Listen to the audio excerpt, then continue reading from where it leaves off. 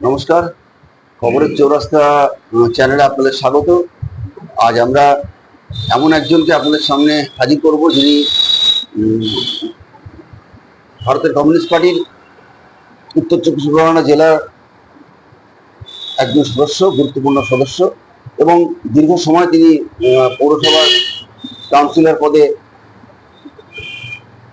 থেকে কাজ চালিয়েছেন। এমনকি যখন বিরোধীরা ছিল তখনও কাজ চালিয়েছেন। আমরা তার অভিজ্ঞতা, এই বিভিন্ন সময়কালের এবং বর্তমান সময়কালের অভিজ্ঞতা সম্পর্কে জানবো।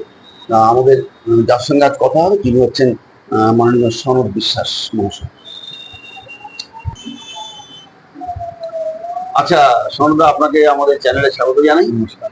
হ্যাঁ, এবার বিষয়টা হচ্ছে যে প্রথম প্রশ্ন আপনার কাছে সেটা হচ্ছে যে একটা দীর্ঘ সময় আপনাদের পার্টি সিপিআইএম ক্ষমতায় নেই, মানে 15 বছর প্লাস এই নতুন সরকার এসছে বিজেপি, এই সময়কালে ক্ষমতায় নেই।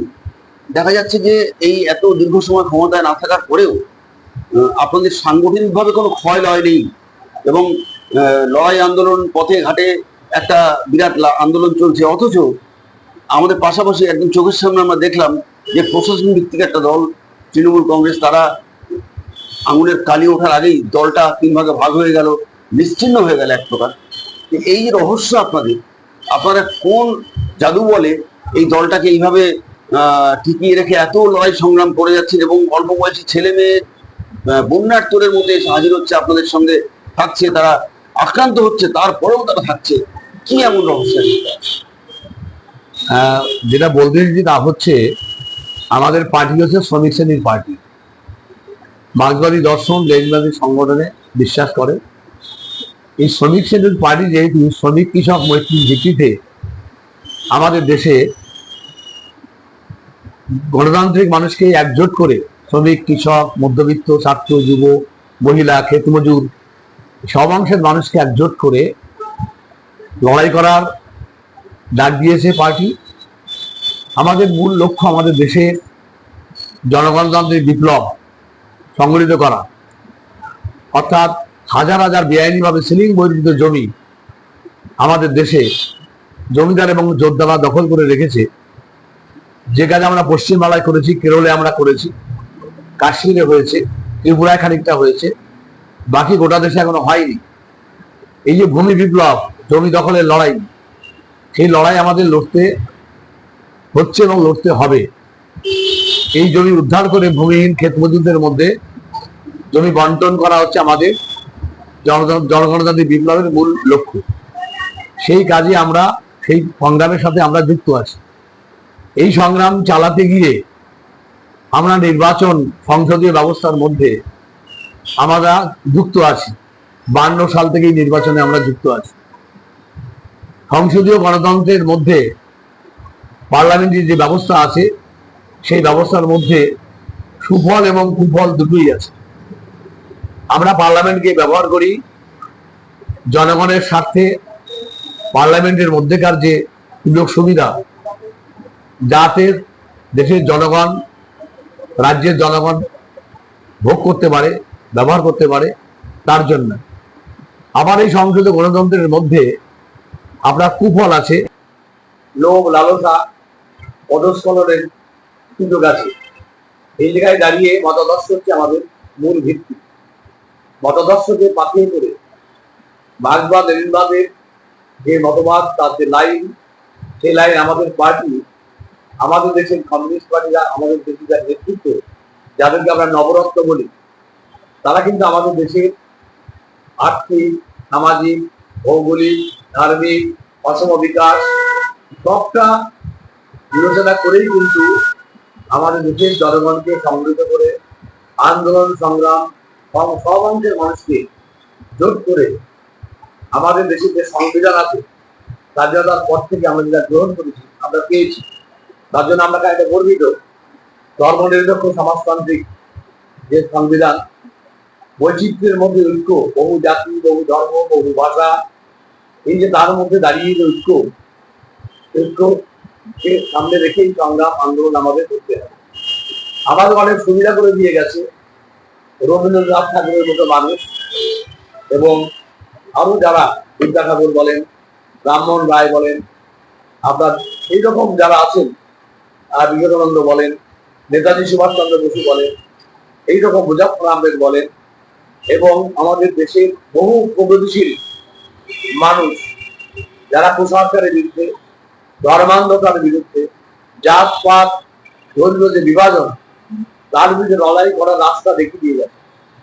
আমাদের পার্টি তাদের সেই রাস্তা, ধর্মান্ধদের বিরুদ্ধে লড়াই করার যে পথ, যে রাস্তা, যে কৌশল যা দেখিয়ে দিয়ে গেছে, সেই রাস্তাকে আমরা গ্রহণ করে আমাদের দেশের জনগণের চিন্তা ভাবনা চেতনা এবং আর্থিক সামাজিক ধর্মীয় ভাবাবেগ কুসংস্কার ভাবগুলিকে বিচার বিশ্লেষণ করে আমাদের পার্টি এই মুহূর্তে জনগণতান্ত্রিক বিপ্লব আমরা সংগঠিত করতে চাই।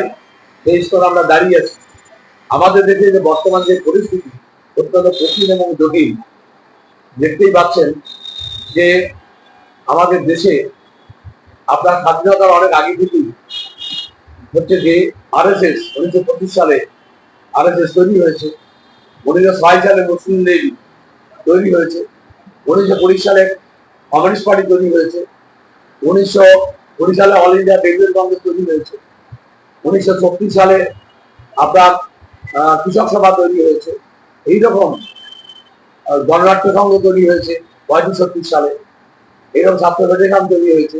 অর্থাৎ সব অংশের এই যে বিভিন্ন শ্রেণী সংগঠন, স্বাধীনতার কমিউনিস্ট পার্টি 1920 সালে তৈরি হওয়ার পর থেকেই কিন্তু শ্রেণী সংগঠনগুলো গড়ে উঠেছে। তার মধ্যে দাঁড়িয়ে আপনার মুসলিম লীগ এবং RSS রাষ্ট্রীয় স্বয়ংসেবক সংঘ তাদের যে ভাবনা, হিন্দুত্ববাদী রাষ্ট্র গড়ে তোলার যে পরিকল্পনা, রাজনৈতিক প্রকল্প, যা সাভারকার 1923 সালে লেখার মধ্য দিয়ে আমরা জানতে পারি যে হিন্দুত্ববাদী হচ্ছে একটা রাজনৈতিক প্রকল্প। সেই প্রকল্পকে তারা 1925 সালে তাদের এই RSS সংগঠন গড়ে তোলার ক্ষেত্রে তৈরি করেই কমিউনিস্ট পার্টি হচ্ছে তাদের চিরশত্রু। মুসলিম, খ্রিস্টান, জৈন, পার্সি এবং দলিত সম্প্রদায় তারা হচ্ছে এদের মূল শত্রু। সেই জন্যই তারা মুসলিমের সাথে যোগাযোগ করেছিল, সেই জন্য তারা হিটলারের সাথে যোগাযোগ করেছিল। হিটলার এবং মুসলিমকে এরা গুরু হিসাবে মানে, এবং সেইভাবেই তারা যেভাবে হিটলার যেভাবে ইহুদি যুদ্ধন করে জার্মান দখল করেছিল, ফ্যাসিবাদ প্রতিষ্ঠা করেছিল, আমাদের দেশেও জার্মান যেমন হিটলার যেমন কমিউনিস্ট পার্টিকে খতম করার চেষ্টা করেছিল, আমাদের দেশেও RSS কমিউনিস্ট পার্টিকে খতম করতে চায়।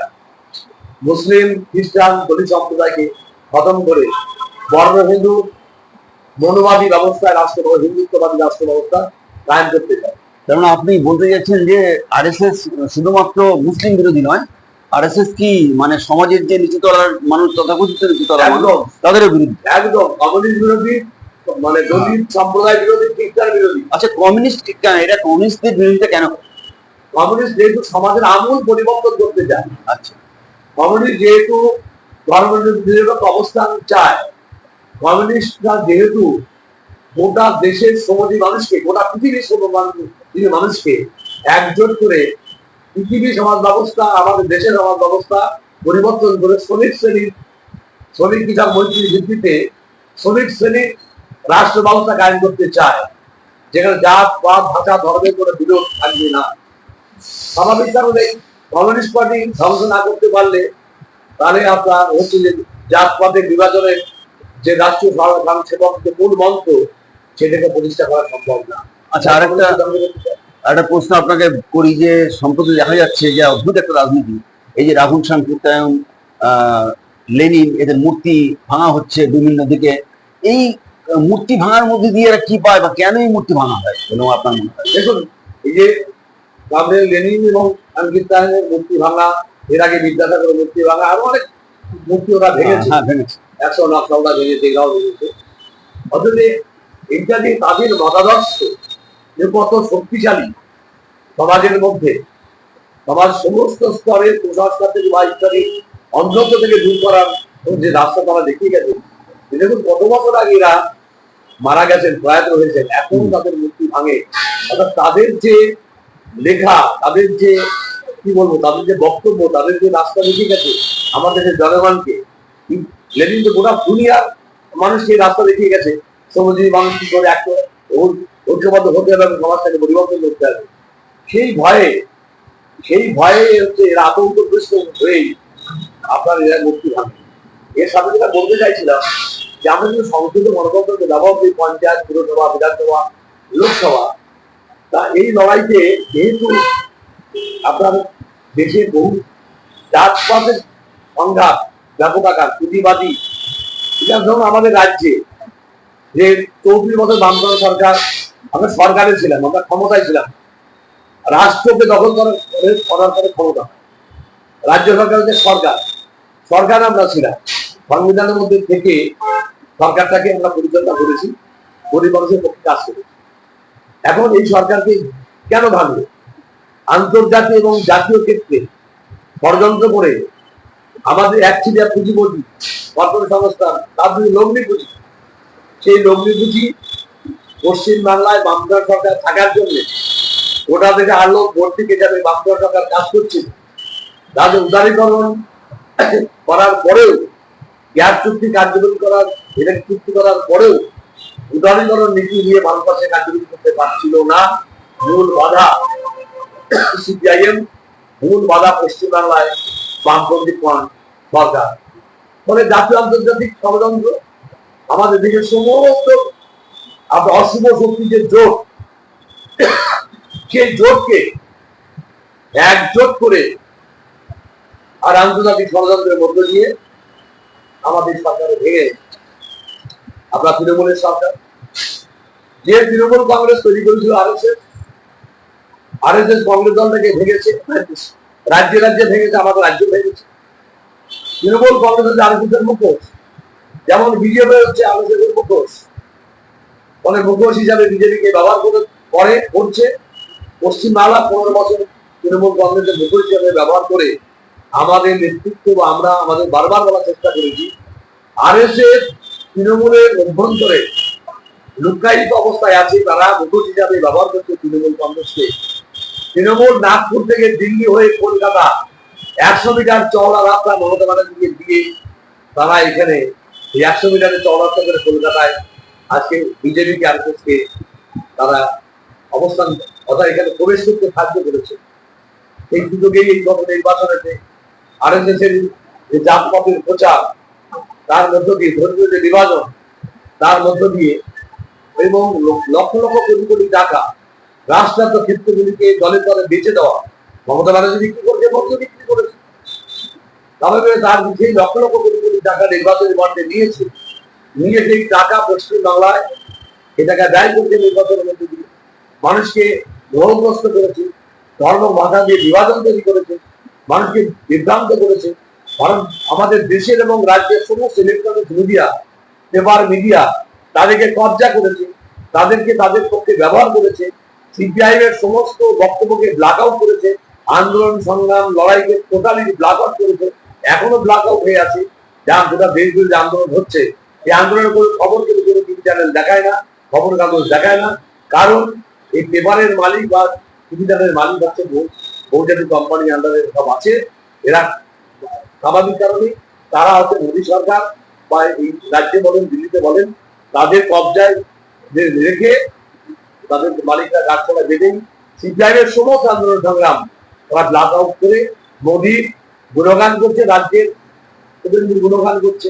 এর মধ্য দিয়ে তারা আমাদের রাজ্যে বা গোটা দেশে যে আপনার এই যে আমাদের এমএলএ এমপি আর লোকসভায়, রাজ্যসভায় বা বিধানসভায় কমে গেছে, তৎসত্ত্বেও আমাদের লড়াই কিন্তু গোটা দেশে আছে।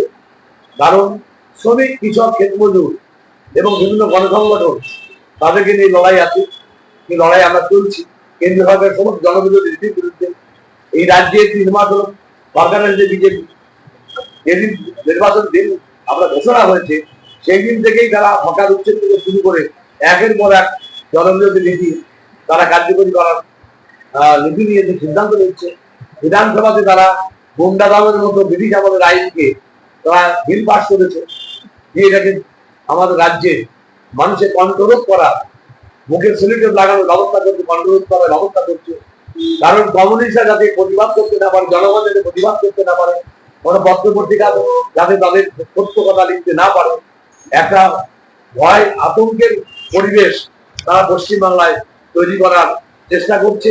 তৎসত্ত্বেও পশ্চিম বাংলাতে এবং গোটা দেশে ছাত্ররা, কৃষকরা জোট বেঁধে গোটা দেশের যে লড়াই, আমাদের রাজ্যের ছাত্ররা, যুবরা, মহিলারা, কলকাতা শ্রমিকরা, অসংগঠিত শ্রমিক, রেল হকাররা, পথ হকাররা, তারা জোট বেঁধে যে আন্দোলন তারা করছে, এই আন্দোলনে আতঙ্কিত বিজেপি আরএসএস, তাই তারা বিভাজনের সৃষ্টি করছে, আতঙ্কিত হয়ে আক্রমণ নামিয়ে আনছে বিনা বিচারে।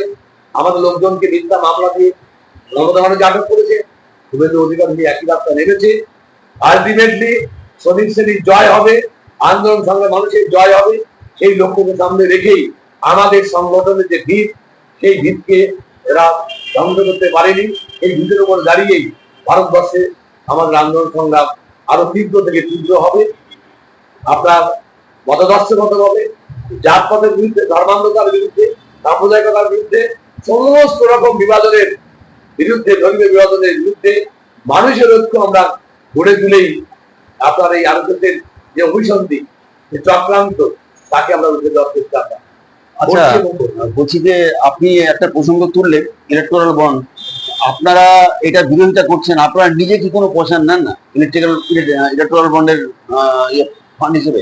ভারতবর্ষে আমাদের পার্টি, ভারতের কমিউনিস্ট পার্টি, মার্ক্সবাদী, এর বিরোধিতা করেছে এবং সুপ্রিম কোর্টে মামলা করে যে নির্বাচনী বন্ডে যারা কারা টাকা নিয়েছে, শেষ পর্যন্ত সুপ্রিম কোর্ট রায় দিয়েছে দেশের সরকারকে যে কারা কোন কোন সংস্থার কাছে টাকা নিয়েছে তার নাম ঘোষণা করছে। সেই নাম ঘোষণা করেছে। ভারতবর্ষে মোদী সরকার সবচেয়ে বেশি নির্বাচনী বন্ডে টাকা নিয়েছে এবং তৃণমূল কংগ্রেস দ্বিতীয়, একটা ছোট দল, আঞ্চলিক দলকে টাকা নিয়েছে, আরো কিছু কিছু রাজনৈতিক দল টাকা নিয়েছে। আজকে সিপিআইএম একমাত্র রাজনৈতিক দল যারা কোনো নির্বাচনী বন্ড, তারা কোনো পুঁজিপতিরা অতিরিক্ত অফার দিয়েছে, বড় বড় শিল্পপতিরা চেক পাঠিয়েছে, সবটাই ফেরত দিয়ে দিয়েছে। আমাদের পার্টির কর্মীদের তাদের সাহায্য, আমরা জনগণের কাছ থেকে নিয়মিত অর্থ সংগ্রহ করি, 10 টাকা, 20 টাকা, 50 টাকা, এই অর্থ দিয়ে আমরা আমাদের কর্মসূচি, দৈনন্দিন মানুষের যে জীবনযাত্রা, জীবন জীবিকার যে লড়াই, এই লড়াই আমরা করি।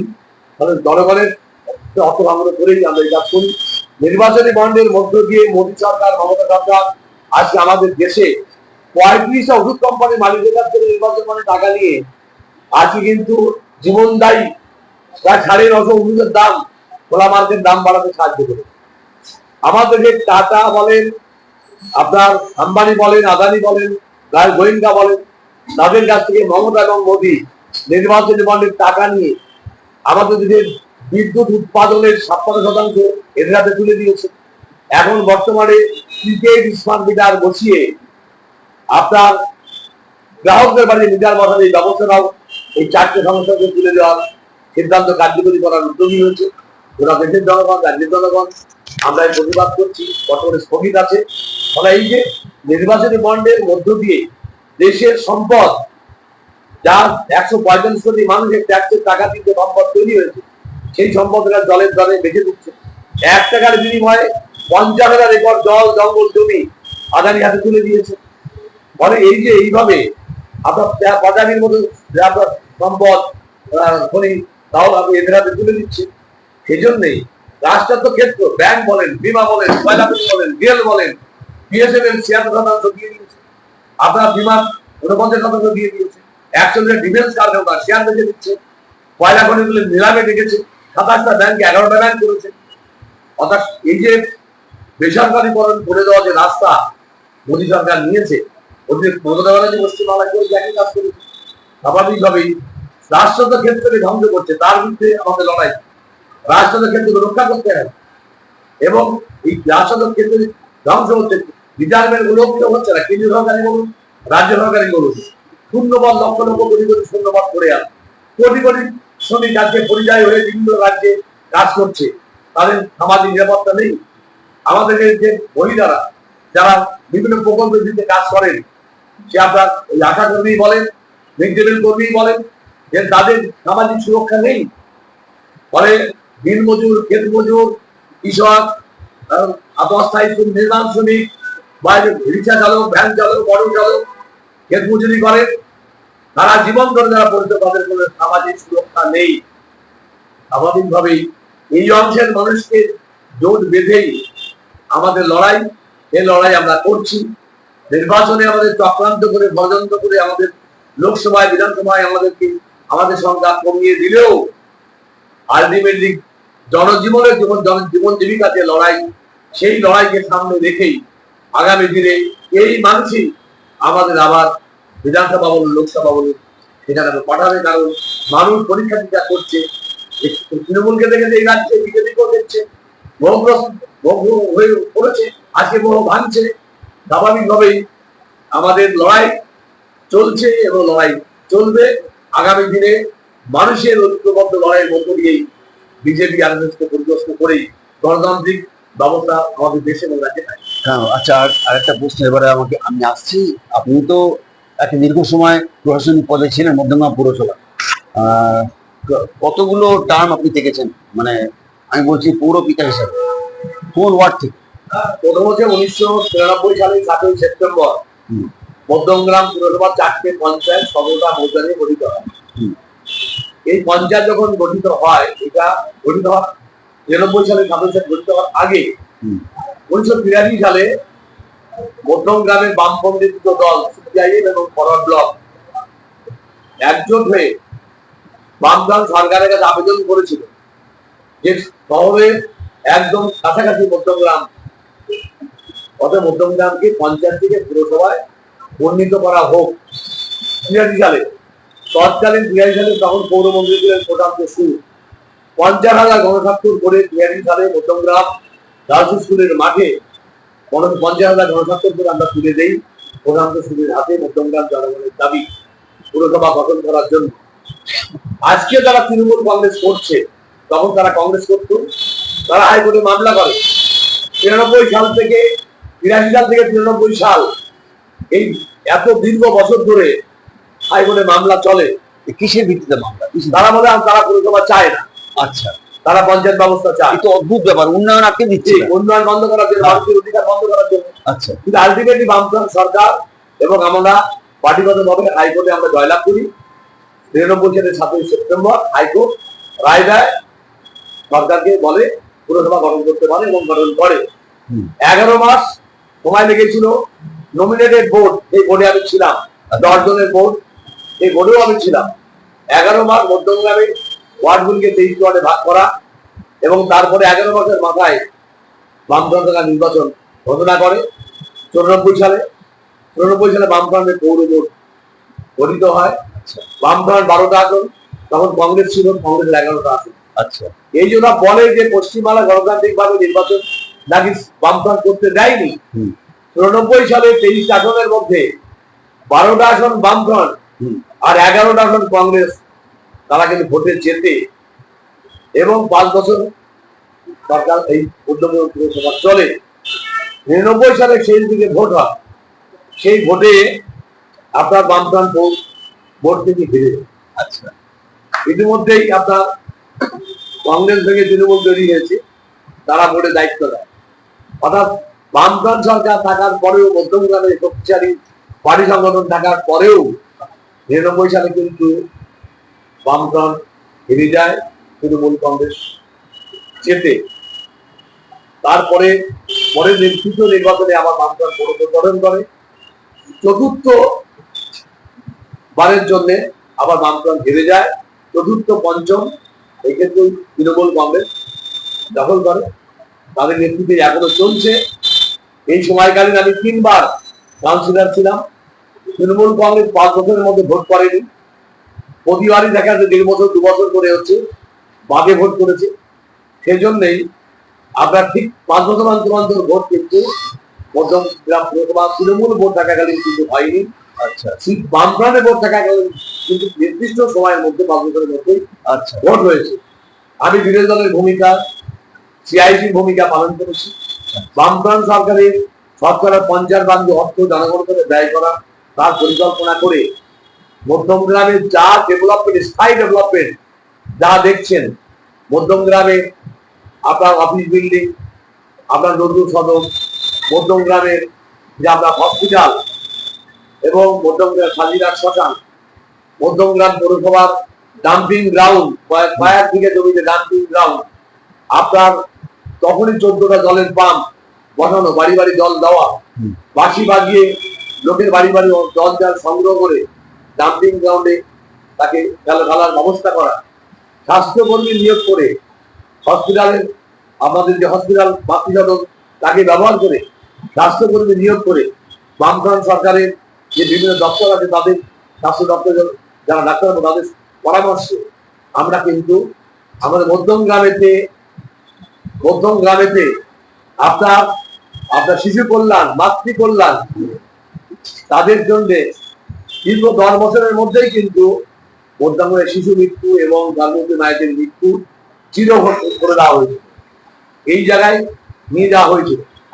মনে হচ্ছে যে এই ব্যবস্থা কিন্তু 5 বছরের মধ্যে করে। মধ্যমগ্রামে এখন 28টা ওয়ার্ড, 28টা ওয়ার্ডে সর্বত্রই কেন্দ্রীয়ভাবে রাস্তা, ড্রেন, পানীয় জল এবং আজকে যে কেন্দ্রীয় যে প্রকল্পগুলি হয়েছে বা হচ্ছে তার মাস্টার প্ল্যান কিন্তু 94 থেকে 99 মধ্যেই প্রথম বামফ্রন্ট।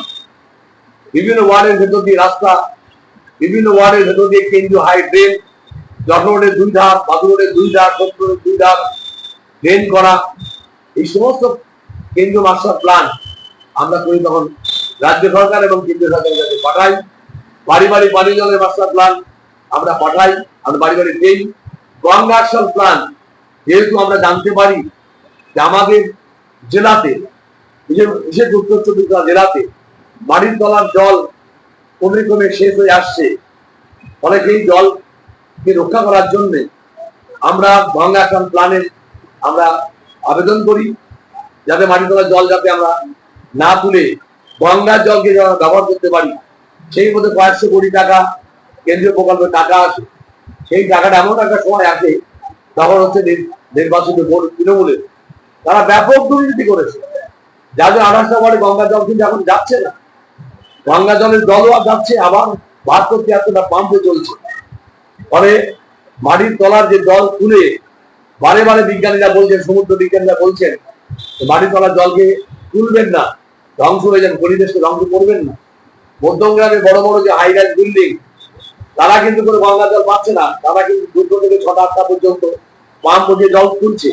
মধ্যমগ্রামে প্রায় প্রতিটা ওয়ার্ডে তৃণমূল কংগ্রেসের কাউন্সিলররা টাকা নিয়ে তারা কিন্তু জলের ব্যবসা, আপনার জল তুলছে আর বিক্রি করছে, সরকারের কাছে কোনো পারমিশন পর্যন্ত সবাই দিচ্ছে না, বেআইনি ভাবে জল তুলছে আর বিক্রি করছে, তাকে মদত করে তৃণমূল কংগ্রেসের কাউন্সিলররা। মধ্যমগ্রাম 200-এর উপর পুকুর ভরাট করে দিয়েছে, পরিবেশকে ধ্বংস করেছে, জনরোডে, বাদুরোডে, সত্যরোডে গাছ কেটে দিয়েছে, বড় বড় বাগান কেটে দিয়েছে, 200 পুকুর ভরাট করে বহুতল নির্মাণ হয়েছে, এই সবগুলো বেআইনি ভাবে।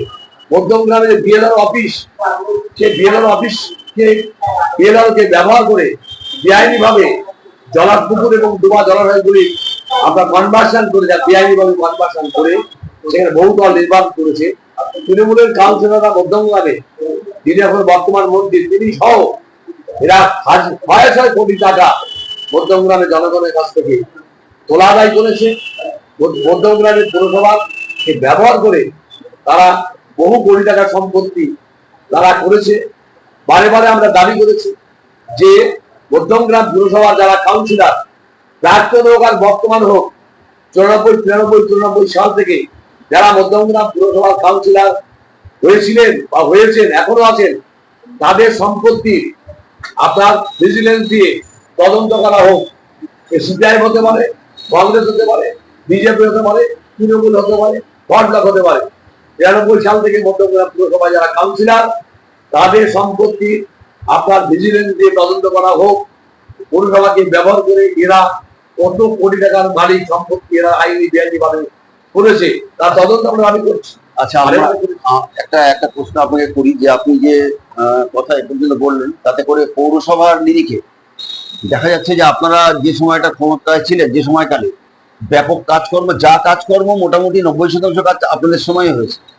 আর যখন থেকে তৃণমূল কংগ্রেস ক্ষমতা আসে, দুর্নীতি ছাড়া সেই অর্থে তেমন কিছু হয়নি, কিন্তু দেখা যাচ্ছে গত পুরসভা নির্বাচনে আপনারা মাত্র 4টে আসন পাচ্ছেন, অথচ তৃণমূল বাকি আসনগুলো জিতে নিচ্ছে, মানে 24টা আসন জিতে নিচ্ছে।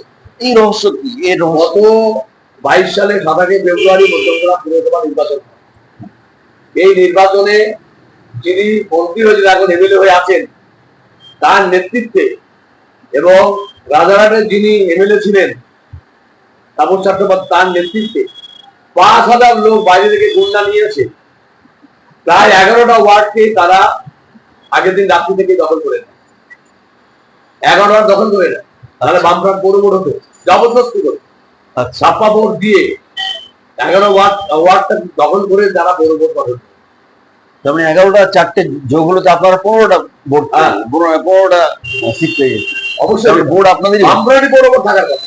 জবরদস্ত বুঝতে পেরেছিল যে যদি গণতান্ত্রিক ভাবে ভোট হয়, মানুষ যদি ভোট দেয়, তাহলে তৃণমূলের ভোট থাকবে না। তাই তারা বাইরে থেকে 5,000-এর উপরে গুন্ডা নিয়েছে। একদম আপনার মন্ত্রী, তিনি তখন মন্ত্রী ছিলেন, তার সিকিউরিটিকে ব্যবহার করে এই আপনার গোটা 28 ওয়ার্ডের মধ্যে তিনি ঘুরেছেন। তার মধ্যে 11টা ওয়ার্ডকে তিনি টার্গেট করে আপনার গুন্ডা দিয়ে ছাপ্পা ভোট করেছে। তার মধ্যে আপনার ওয়ার্ডটাও করেছে? অবশ্যই আমার ওয়ার্ড তো, আমার ওয়ার্ডে 7টা বুথ 7টা বুথ হবে। আচ্ছা, এই 7টার মধ্যে 7টা বুথ দখল করে নিয়েছে, তো ভয়ঙ্কর ব্যাপার। যাই হোক, আমি একটা এতক্ষণ ধরে আলোচনার মধ্যে থেকে অনেক তথ্য পেলাম আপনার কাছ থেকে। আমাদের সময় কমে আসছে, তো ওই জন্য আমরা আর বেশি দীর্ঘায়িত করতে পারছি না। পরবর্তীকালে আপনার সঙ্গে আবার সাক্ষাৎ হবে। আপনার কাছে শুধু একটাই শেষ প্রশ্ন, যে এই মুহূর্তে যে যুব সমাজ আছে তাদের প্রতি আপনার পার্টির তরফ থেকে আপনার কি মেসেজ? এই মুহূর্তে আমাদের রাজ্যের এবং দেশের, তার সাথে মধ্যমগ্রামে ছাত্র যুব সব অংশের ছেলেরা আছে, তাদের কাছে আবেদন বা ভরসা দুটোই আছে। আবেদন আছে এবং তাদের ভরসা আছে, তারা সঠিক রাস্তাটা বেছে নিতে পারবে যদি আমরা আমাদের রাজনৈতিক যে কর্মসূচি, মানুষের স্বার্থে, জীবন জীবিকাকে সামনে রেখে পাথর করে মানুষকে সংঘবদ্ধ করে জাত পাত ভাষা ধর্ম যা আছে, যা বিভাজন তৈরি করতে জানেছে, তার বিরুদ্ধে মানুষের ঐক্য গড়ে তুলে যুব সমাজকে তাদের নেতৃত্বেই, ছাত্র সমাজ তাদের নেতৃত্বেই, মহিলাদেরকে সংগঠিত করেই আমরা আমাদের মূল লক্ষ্যে এগিয়ে যেতে সক্ষম হব। আচ্ছা সনদবাবু, আপনাকে অশেষ ধন্যবাদ সময় দেওয়ার জন্য। অনেকটা সময় আপনি দিয়েছেন আমাদের। আচ্ছা, ঠিক আছে, ভালো থাকবেন।